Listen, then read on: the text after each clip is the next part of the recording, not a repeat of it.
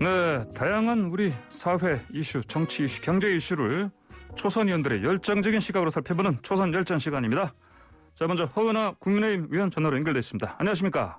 네, 안녕하세요. 허은하입니다. 예, 장경태 더불어민주당 의원도 전화로 연결됐습니다. 안녕하십니까? 네, 안녕하세요. 장경태입니다. 예, 자, 이 뜨거운 이슈, 대검찰청이 이제 한명숙 수사팀 모해 위증 의혹 사건, 이거 부장회의에서 무혐의 종결했습니다. 그리고 법무부에 보고했고요. 자, 어제 나온 박범계 장관 입장 발표 좀 어떻게들 들으셨습니까? 먼저 이거는 장경태 의원께서 말씀해 주십시오. 네, 검찰은 스스로 범죄를 덮은 것이라고 보는데요. 방금 추미애 장관도 인터뷰에서도 나왔듯이 LCT 유착 제기를 하셨고 부동산 시장에 대한 수사도 이야기했었지만 검찰은 수사하지 않았습니다. 이 한명숙 소위 모해 위증 교사 같은 경우는 이 검찰이 회유로 거짓말을 시켰고요. 실제로 돈을 준 사실이 없음에도 불구하고 이 법정에서 위증을 하도록 이 검찰이 작전을 짠 거였거든요. 예. 또 이후에 또 이 서울구치소에서 다른 재소자들에게도 또다시 위증 교사를 하게 합니다. 이 부분에 대해서 추미애 법무장관이 이제 대검 감찰부에 직접 조사하라고 2020년 6월에 지시를 하는데 3일 뒤 이틀 뒤에 윤석열 검찰총장이 인권부에서 총괄을 하고 하면서 사실 여러 가지 수사를 트는 스스로의 범죄 행위를 덮는 듯한 모습을 보였고요. 이런 부분에 대해서는 좀 검찰이 정말 그동안 이 공수처 이전에는 스스로를 절대 수사하지 않는다. 예. 이런 원칙을 좀 견지한 것으로 보입니다. 예, 허은하 의원님 말씀해 주십시오. 네. 예. 저는 좀 다르게 보는데 예. 박범계 장관은 한명숙 살리기의 의지를 자신 책상에 쌓아둔 6,000페이지 분량의 서류 검토하는 장면으로 표현을 한 것 같고요. 예. 그만큼 자신이 있었다는 것이고 또 그만큼 절실하다는 방증이기도 할 것 같습니다. 그런데 이 모든 게 무혐의로 끝나면서 법무부 장관의 무법적 지시는 무한한 좀 생쇼가 됐다라고 생각을 하고요. 그럼에도 박 장관은 절차와 특정 언론을 비판하는 입장문을 냈습니다. 그래서 박 장관이 말씀하시길 또 절차적 정의가 의심받게 돼서 큰 유감이다라고 했습니다만 국민의 입장에서는 과연 박 장관과 정권의 정의가 무엇인지 진짜 의심스럽습니다. 요즘 들어 더 그런 것 같은데요. 그들만의 정의는 아니었는지 그 부분을 좀 확신하게 되는 계기가 된 것 같고 제가 박범계 장관한테 좀 조언을 드린다면 정권의 순장조가 되겠다면 말릴 생각은 없습니다. 하지만 순장조요? 순장조, 예. 한명숙 사건도 공소시효가 어제부로 끝난 것처럼 이제는 문재인 정권 역시 시효가 끝나가고 있습니다. 정권이 아니라 국민만을 좀 바라보면서 법무 집행의 마지막 기회를 잃지 않으시길 부탁드립니다. 예, 그 야권에서 박 장관이 무리하게 수사지휘권 발동했다, 직권남용했다, 사퇴하라 이렇게 주장하던데요. 허은 의원님? 네네, 저희 그렇게 주장을 하고 있습니다. 그렇군요. 여기에 대해서 어떻습니까? 장경태 의원님? 점점 허은하 의원께서 말씀하신 대로 대한민국이 좀 후퇴하고 있다는 느낌이 많이 받습니다. 박근혜 정권으로 또 오병우 검사 시절로 돌아가는 듯한데요. 그 후퇴하고 있는 정점에 검찰 권력이 있어서 대단히 아쉽고요. 앞으로 저희 더불어민주당은 열심히 이런 개혁 작업에 속도를 내면서 앞으로 이 대한민국이 좀 더 앞으로 나아갈 수 있는 고민을 많이 해야 될 것 같습니다. 예. 그렇군요. 네, 이 부분 대해서 저도 한 말씀 드려야 될 것 같은데. 지금까지 대한민국 역사상 68명의 법무부 장관 가운데서 65명이 단 한 번도 지휘권을 행사하지 않았습니다. 장관의 수사지휘권 행사 4번 중 3번이 문재인 정부에서 이루어졌어요. 또 거기에 박범계 장관은 판사 출신이십니다. 그러니까 판사 출신 법무부 장관이 대법원 판결을 무시하고 직권을 남용하고 있는 것이라고 생각하고요. 그래서 사퇴, 직권남용 부분에 대한 사퇴를 말씀드리는 건데 사실 이제는 사퇴로서 해결될 일은 좀 아니라고 생각을 하고 국민의 심판과 좀 역사의 심판을 받으셔야 되지 않을까라는 생각도 듭니다. 국민의 심판, 역사의 심판. 그러면 주호영 원내대표께서 한명숙 사건 국정조사하자 이런 얘기까지 했는데 이거 통틀어서 다 같이 네, 국조할 사안이라 보십니까? 예. 네네, 180여 석을 장악한 거대 여당이 예. 지금 검찰도 못 믿고 대법원도 못 믿겠다고 하면 남은 건 국회 국정조사 말고는 없는 것 같습니다. 이제 그렇게 억울하고 진실을 밝히고 싶으시면 국정조사 하시면 될 것 같고요. 예. 그리고 민주당이 국정조사를 수용한다면 검찰 수사 과정의 문제뿐만 아니라 한 전 총리가 수수한 그 9억 원의 불법 정치 자금에 대해서 대법원은 어떤 과정을 거쳐서 3억 원에 대해선 그 대법관 전원 유죄, 나머지 6억 원에 대해서는 대법관 13명 중에서 8명은 유죄, 5명은 무죄라고 결론 내렸는지도 명확하게 할 수 있을 것이라는 생각이 듭니다. 예, 장경태 의원께서는 이 국정조사 이거 할 만한 사안이라고 보십니까? 네, 뭐 사실 검찰이 저지른 범죄가 어제 공소시효 만료로 폐기되었습니다. 예, 그렇기 때문에 그런 것들을 막기 위한 이 법무부 장관의 수사지휘권은 당연하다고 보고요. 예. 제가 이번에 이 박형준 후보 LCT 관련된 조사를 하면서 느낀 건 그렇습니다. 조사 위에 수사 있고 수사 위에 기소 있구나 이런 생각이 들었는데요. 이번 여러 가지 과정에서 뭐 LH 특수본 수사도 지켜보셨겠지만 예. 아니, 검찰 수사도 반대하시는 정당이 국정조사를 하자 제대로 정말 수사하고 싶었으면 제대로 진실을 규명하고 밝히고 싶으셨으면 검찰이 제대로 된 수사할 수 있도록 더 강력하게 주장을 하셨어야 되는데 오히려 방해하시지 않았습니까? 이제 와서 검찰 수사 끝났는데 국정조사 하자는 것 자체가 눈 가리고 아웅하는 격입니다. 예, 알겠습니다. 자, 그 LH 얘기 나왔으니까요. 자, LH 이거 특검 도입 실무 협상진 오늘부터 여야가 하지 않습니까? 네. 근데 좀 벌써부터 좀 그 각자 셈법이 다른 것 같아요 보니까 의견차가 큽니다. 어떻게 될까요, 이거 특검? 예, 먼저죠, 허은 의원님. 예. 네, 시간에 물타고 대상에 물타고 또 아주 전형적인 물타기 수법이고 딱히 길게 말씀드릴 것도 아니라고 보는데 예. 이렇게 대놓고 물을 타려는 것을 보니까 민주당이 많이 급하긴 한가 보다라는 생각은 듭니다. LH 의혹을 애써서 정권의 문제가 아니라 개인의 일탈로 물타기 하려는 모양입니다. 죄송한 말씀이지만 정치권에서 LH 의혹이 제기되는 인물을 보면 민주당 의원들이 압도적으로 많습니다. 그러니까 특검이라는 것이 그 현 정부에서 검찰 수사에 영향을 줄 수 있는 사람이 수사 대상이 됐을 경우에 실시하는 제도인데 전 정부 인사들까지 조사를 할 것 같으면 검찰에 맡기면 되지 못하러 특검 임명하는지 좀 이해가 안 되고요. 지금이 국민의힘 정권입니까? 아닙니다. 곤두박질 지지율을 어떻게든 끌어보려고 하는 문재인 정권의 노력이 진짜 눈물겹기까지 하지만 국민들은 더 이상 지난 5년간 계속되어 온 그 민주당의 허위와 위선과 선동과 물타기 이런 것에 속지 않으실 것이라고 생각합니다. 예, 그러니까 여당이 2013년부터 쭉 다 조사하자 이거에 대해서 이런 의견이신 것 같은데요. 장경태 의원님은 어떤 의견이십니까? 저는 뭐가 그렇게 불이익에 있어서 그렇게 반대하시는지 모르겠습니다. 온 국민께서 아실 겁니다. 특히는 어제 오늘의 일이 아닙니다. 저희는 특검을 반대하고 있지는 않습니다. 네네, 좀 잠깐 들어보실게요. 오세훈 후보 같은 경우는 내곡동에 있는 자기 땅을 셀프 지정해서 36억의 개발이익을 받기도 했는데요.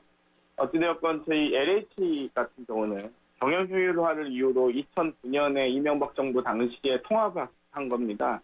소위 토지 관리도 하던 수공과 주택 시행을 하던 이 주공을 합치면서 관리와 시행 같이 하게 되면서 공용 공공기관을 만들었거든요. 그러면 권한이 시작된 2009년부터 사실 여러 가지 이런 행태들이 이제 이번 문재인 정부 들어서 처음으로 보면 부동산 투기했겠습니까? 전혀 아닙니다. 사실 그 전부터 이 직무상 알게 된 범위 내에서 아마 분명히 그걸 활용해서 내부 정보를 활용해서 범죄에 이용했을 텐데요. 이 부분을 저는 일벌백계 하자는 차원에서 다시는 이런 문제가 발생하지 않기 위해서 꼭 이명박 정부까지 했으면 좋겠는데 그게 안 된다면 박근혜 정부라도 꼭 했으면 좋겠습니다. 예. 그 특검 추천권이요. 여야 의견이 지금 뭐 여당에서는 중립적 인사, 야당은 야당의 결정은 달라 이런 입장이 지금 서로 맞서고 있는데 왜 그런 겁니까? 이것도 허은 의원님 먼저 말씀해 주십시오. 네, 헌정 역사상 12번의 특검이 있어왔지만 그중에서 성공적이었다라고 이제 이야기되는 게 김대중 정부의 그 이용호 게이트 특검이고 또 노무현 정부의 대북송금 특검, 그리고 박근혜 정부의 국정농단 특검뿐이었던 것 같습니다. 그만큼 명확한 수사 대상하고 진상규명을 향한 강한 의지가 있어야만 성공하는 것이 특검이고요. 예. 또 현 정부의 주요 인사를 대상으로 한다는 점에서 가장 자유로울 수 있는 것은 야당이 결정하는 특검입니다. 예. 그러니까 여당이 중립적인 인사를 하자느니 전 정부부터 하자 하는 것은 특검이라는 제도의 취지와 원칙과 역사를 완전히 무시한 발언일 수밖에 없다라는 말씀을 드리는 거고요. 이러한 내용도 모르고 주장하는 거라면 무지한 거고 알고도 주장하는 거라면 국민에 대한 기만이라고 생각을 합니다. 예. 어느 쪽도 그 180석의 의석으로 국민으로부터 수권받은 정당의 정상적인 행태라고는 예. 좀 보기 어렵지 않나 하는 생각이 듭니다. 무지하거나 기만이거나 둘 중 하나다 이런 말씀이죠. 네. 예. 예, 알겠습니다. 자, 그러면 이제 장윤태 의원님도 의견 주십시오. 어찌됐건 특검에 대해서는 예. 여야가 공히 인정하는 중립적 인사가 돼야 된다 보고요. 당연히 여야 합의를 해야 되는데 자꾸 이제 국민의힘이 주장하는 건 소위 박영수 특검, 박근혜 최순실 게이트 당시에 야당에게 양보했다 이렇게 주장하시는데 그렇지 않습니다. 그 당시 여소야대 상황에서 3당 교섭단체가 3개였고요. 그 과정에서 과반이었던 1당이 더불어민주당이었고 저희 3당과 함께 교섭단체 간의 합의 사항이었던 것이지 마치 양보한 것처럼 이야기를 하셔서 대단히 당혹스러울 때가 있습니다. 그렇기 때문에 정말 국민을 기만하지 않는 특검을 추천했으면 좋겠습니다. 그래요. 국회의원들 그 전수조사 관련해서 어디서 해야 되느냐 주체 두고 말이 좀 무성한데 어떻습니까? 감사원 감사냐 시민단체냐 왜 이렇게들 서로 입장이 갈립니까? 이것도 허인 의원님 먼저 말씀해 주십시오. 네, 예. 16일 저번 주 16일에 LH 사태하고 관련해서 여야가 국회의원 전원에 대한 부동산 전수조사 합의를 했고요. 예. 그 여당과 야당 모두 객관성을 담보하기 위해서 외부 기관에 맡기자는 데는 이견이 없습니다. 예. 다만 여당에서는 외부위원을 위촉을 해서 위촉을 하자라고 하는 거고 저희는 감사원과 시민단체 등을 고려 중에 있는 겁니다. 예. 아마도 이거 입장 차이는 그 목표 차이 아닐까 하는 생각이 드는데 예. 지금 여당은 시간을 끌려고 하는 것으로 보여지고요. 저희는 사실관계를 조속히 끌어내려고 하는 것으로 보입니다. 그러니까 그 외부위원을 위촉하자는 것은요. 시간을 끌기 위함이라는 것으로 보여지는 이유가 예. 여야가 위원들을 추천을 해야 하고요. 예. 추천된 위원이 적절한지 논의해야 하고요. 또 추천된 이후에는 위원에 대해서 문제 제기를 할 수도 있습니다. 예. 이러다 보면 이미 재보궐선거 끝납니다. 그러니까 한참 시간이 지난 뒤에 그 부분을 진행할 그 가능성이 상당히 농후하거든요. 네. 그래서 좀 조속히 빠른 조사를 위해서 감사원과 같은 중립적인 기관에 맡기는 게 적절하지 않나라는 생각이 듭니다. 예, 시간 끌기용이다. 네. 알겠습니다. 장대 의원님은요? 정말 국민의힘은 감추고 싶은 게 많은가 봅니다. 외부로 공개되는 걸 꺼리는 거라고 보는데요. 지금까지 저희 더불어민주당은 부동산 투기를 방지하기 위해서 부동산 거래분석원, 부동산 감독원 등을 주장해왔고 사실 1,000만 원 이상의 금융거래는 금융감독원을 통해서 그 금융거래분석원을 통해서 감지가 되고 관리가 됩니다. 그런데 수십억에 달하는 부동산 거래는 제대로 투명하게 관리되고 있지 못하거든요. 그렇기 때문에 저는 이런 전수조사 같은 경우도 보다 투명하고 객관적이 그리고 좀 더 외부로 알려질 수, 공개되는, 떳떳하고 당당하게 공개할 수 있는 외부위원으로 했으면 좋겠습니다. 예. 이 부분에 대해서 야당이 좀 제발 감추려고 하지 말고 온 국민 앞에 떳떳하고 당당하게 얘기하시면 좋겠고요. 사실 저희도 지금 야당 의원님들 지금 워낙 많은데요. 부동산 투기 과정에서 지금 소유한 재산들 많이 있으신데 그것들 저희만 국회의원들끼리만 알고 있지 말고 국민들과 함께 공유했으면 좋겠습니다.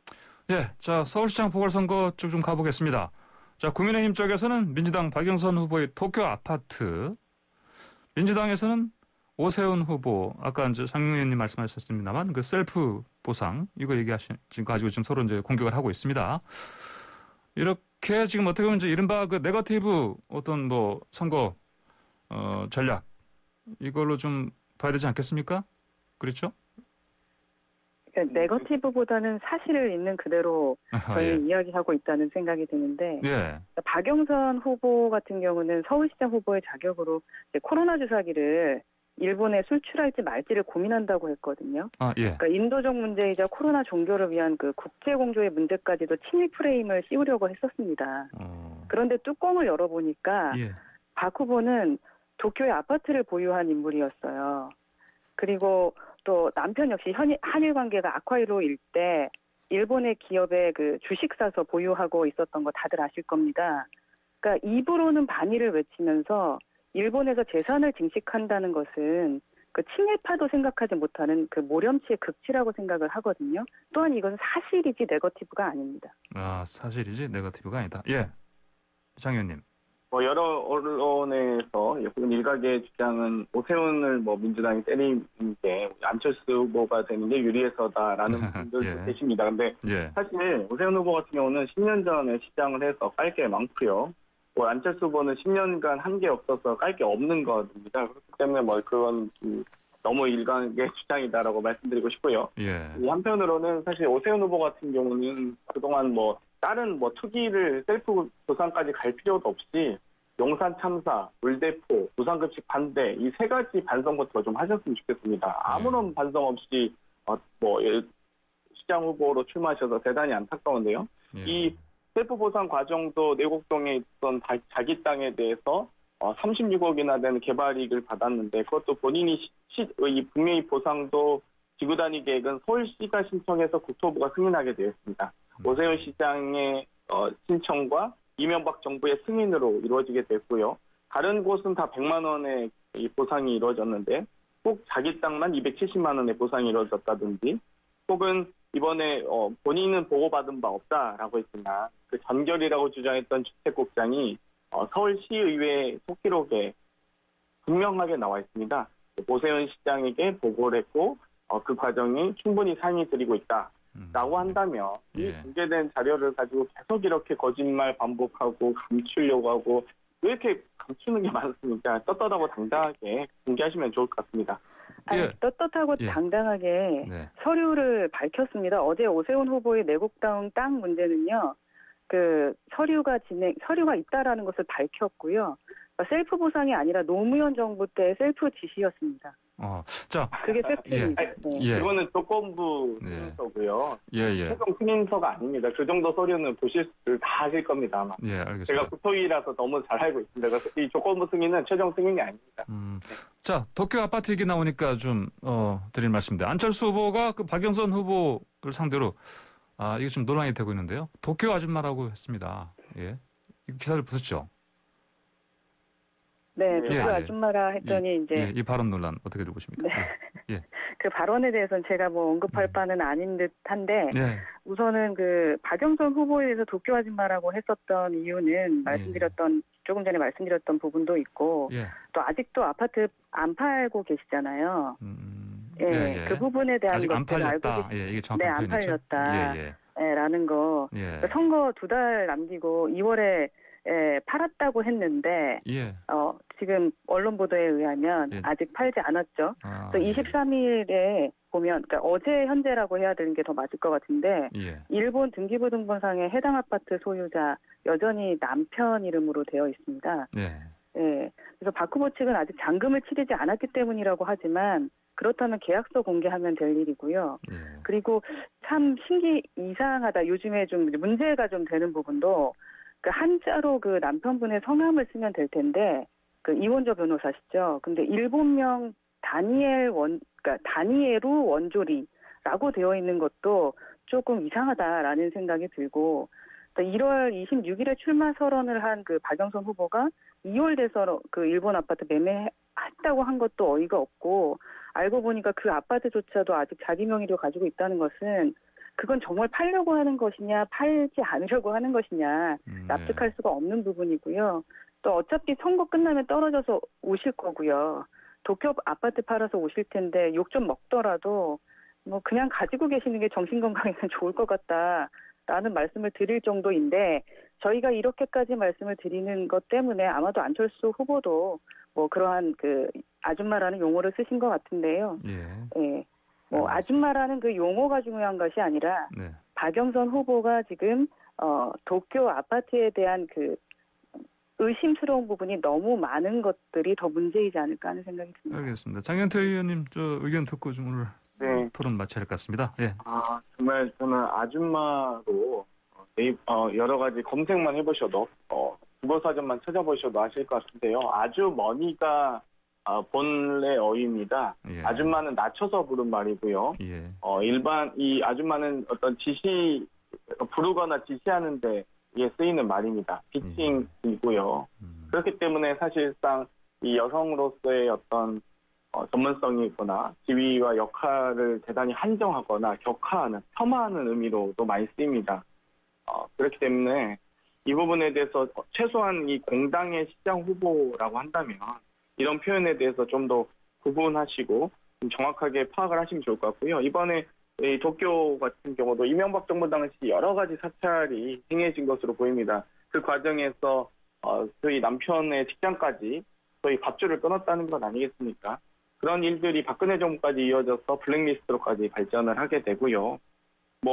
이런 뿐만 아니라 도쿄 아파트 같이 이렇게 정말 외국까지 나가야 되는 이런 상황들이 반복되는 역사가 더욱더 부끄러워야 되는데 스스로 부끄러움이 없었다는 점이 아쉽고요. 사실 LCT 같은 경우 정말 말씀을 안 드릴 수가 없는데 저는 박형준 후보 같은 경우도 홍대 입시를 지원했는지 안 했는지 그거 본인이 떼서 볼 수 있습니다. LCT도 부인과 딸이 정상적 절차로 가졌다고 했는데 결국 그 정상적 절차가 34살짜리 아들이 이 분양권, LCT 고급 아파트의 이 분양권을 샀던 이런 것들을 하나하나 좀 밝혀주셨으면 좋겠고요. 저는 정말 이 시장 후보라고 한다면 부산이든 서울이든 정말 대한민국을 대표한 도시의 시장으로서 최소한 감추려고만 하지 말고 정말 뒤가 구린 게 있어도 국민께, 시민께 떳떳하게 공개하셨으면 좋겠습니다.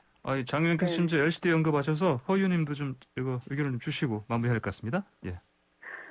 네, 우선은 물타기를 좀 그만했으면 좋겠습니다. 그리고 어떤 것이 진실인지에 대한 것은 국민이 더 잘 아십니다. 그러니까 그 진실을 가리기 위해서 하는 것이 아니라 진실을 지금 밝히고 있는데 그 진실에 대한 것을 MB 정권, 박근혜 정권, 과거 정권 얘기까지 해가면서 현재 보여지는 팩트 부분을 자꾸 숨기려고 하는 것이 문제가 아닐까 하는 생각이 들고요. 지금 현재 있는 문제를 먼저 해결하고 나서 그 부분에 대한 팩트를 먼저 확인하고 나서 그런 그 물타기를 좀 했으면 좋겠다라는 생각이 듭니다. 예, 알겠습니다. 자, 오늘의 조선열전 두 분 말씀 여기까지 듣겠습니다. 고맙습니다. 감사합니다. 감사합니다. 네, 지금까지 장경태 더불어민주당 의원, 허은하 국민의힘 의원과 함께했습니다.